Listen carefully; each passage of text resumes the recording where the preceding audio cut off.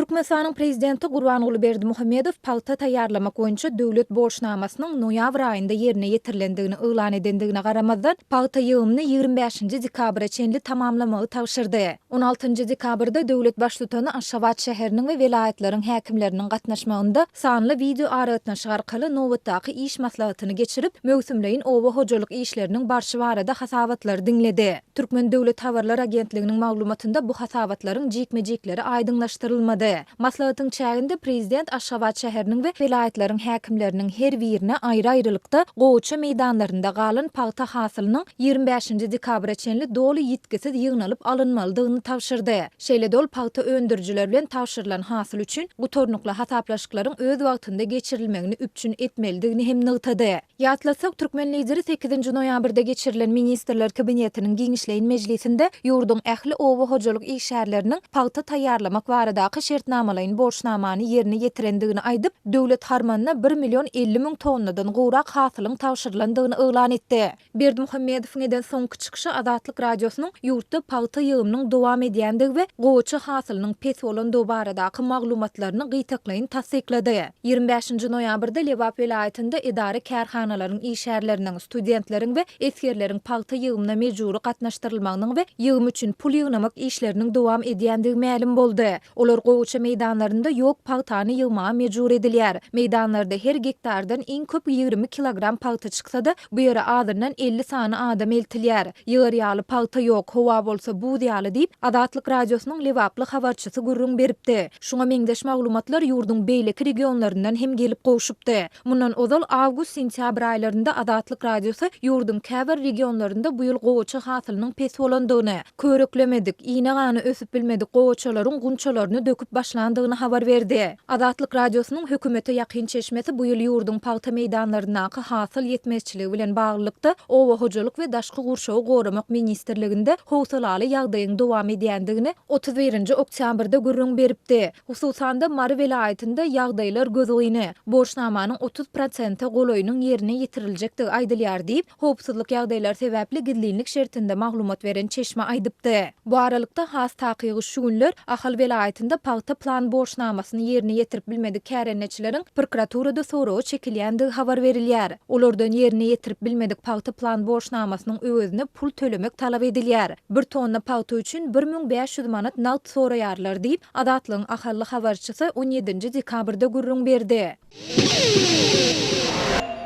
Balkan welaýatynyň käbir etrap we obalaryna büdjet işgärleri we işçi ýaşlar şugundur ýygnamagy çekilýär. Bu iş üçin değişli etraplaryň mugallimleri we lukmanlary özlerini hakyny tutma adam uğratmagy mejbur edilýär. Bu barada Azatlyk radiosynyň ýurt içindäki habarçysy 17-nji dekabrda habar berdi. Habarçy regionda dowam edýän şugundur ýygnamak işleriniň barşy bilen tanışdy. Onuň maglumatlaryna görä şu ýyl Balkan welaýatynyň Serdar, Bereket we Mawtumul etraplaryna daýhanlaryň kärenne ýerlerine döwlet tapşyrygy esasyna gant şugundur ösdürilip ýetişdirildi. Şu günler welaýat yetişen şugundur hasylyny ýygnamak işleri dowam edýär. Habarçynyň maglumatlaryna görä Serdar etrawynyň Parahat, Çemenli, Garabogoz, Ýalkym daýhan birleşiklerine şeýle-de Mawtumul etrawynyň näre, Akkel, Bennesen we beýleki obalaryny işsiz ýaşlar şugundur ýygnamagy çekilýär.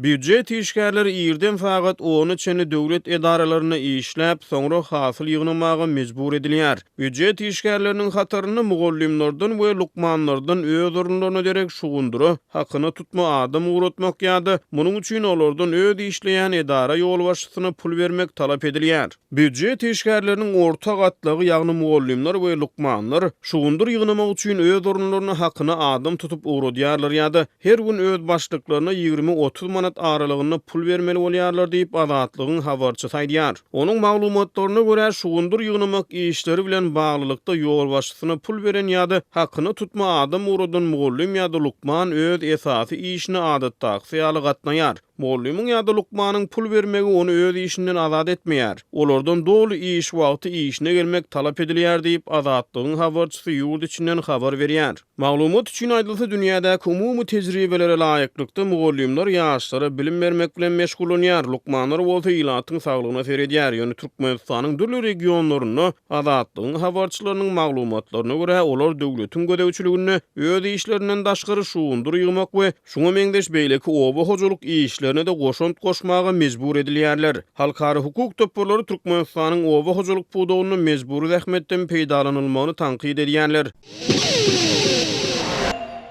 Türkiýede Türkmenistanyň 5000 raýatyna işleme üçin iş ruhsatnamasy berildi diýip Türk media terişdeleri habar berýärler. Hürriyet neşriniň 14 dekabrda çap eden habaryna görä Türkiýanyň Maşgala iş we sosial hyzmatlar boýunça ministrligi şu ýylyň ýanwar-oktýabr aýlary aralygynda 113.134 sany daşary ýurtla iş ruhsatnamasynyň berilendigini eglan etdi. Bu sanawda türkmen raýatlary Türkiýede iş ruhsatnamasyny alan daşary ýurtlaryň sany boýunça 4-nji orunda yerleşdirildi. Türkiýede işleme üçin iş ruhsatnamasyny alan daşary ýurtlaryň iň uly bölegini Siriýalılar emele getirýär. Bu ýurtda Siriýanyň 50.000 raýatyna iş ruhsatnamasy berildi. Siriýalılar 10.000 Gyrgyz raýaty bilen Gyrgyzstan, 6.000 Ukrain raýaty bilen Ukraina, 5.000 türkmen raýaty bilen Türkmenistan, aýry-aýrylykda 4.000 raýaty bilen Gürjistan we Özbegistan iýdarlaýar diýip neşir belleýär. Türkiýe türkmenistanylar tarapyndan ýokary bilim almak üçin we gazanç gözleginde iň köp ýykyn edilýän ýurtlaryň biri hasaplanylýar. Şol bir wagtda türkmen häkimetleri Türkiýede okuyan, işleýän ýa-da ýaşaýan türkmenistanylaryň sany baradaky statistik maglumatlary köpçülige mälim etmeýär. Beýleki tarapdan Türkiýanyň media terişdelerinde türkmen migrantlary şol sanda iş ruhsaty bolmadan bikanun zähmet çekýän türkmenistanylar we olaryň duçar bolýan ýagdaýlar barada ýygyderli habarlar peýda bolýar. Haberlerini Okutkom neşriniň 16 dekabrda çap eden habaryna görä Türkiýanyň Antalya şäheriniň polisiýasy ten satmakda guman edilýän 10 aýaly şol sanda Türkmenistanyň 3 raýatyny tutsak etdi. Habarda daşary ýurtly aýallaryň ten satmagyna araçylyk etmekde guman edilýän başda 22 adamyň tutsak edilendigi we olaryň aýallary elektrik velosiped bilen müşterileri alyp gidýändigi aýdylýar. Ençeme ýere amala aşyrylan reýtlerde bir Gyrgyzstanly, 5 Özbegistanly, 3 Türkmenistanly we 1 Marokkaly aýal tutsak edilip sorağa çekildi. Şondan soňra olar vilayet migrasiýa edarasyna iýerildi diýilip habarda bellenilýär. Türkmen raýatlarynyň Türkiýe ýykyn etmegine hususan Türkmenistandaky ykdysady kynçylyklaryň, işsizligiň, ady karitlarynyň we hyzmatlaryň gymmatlamagynyň sebäp bolýandygy aýdylýar.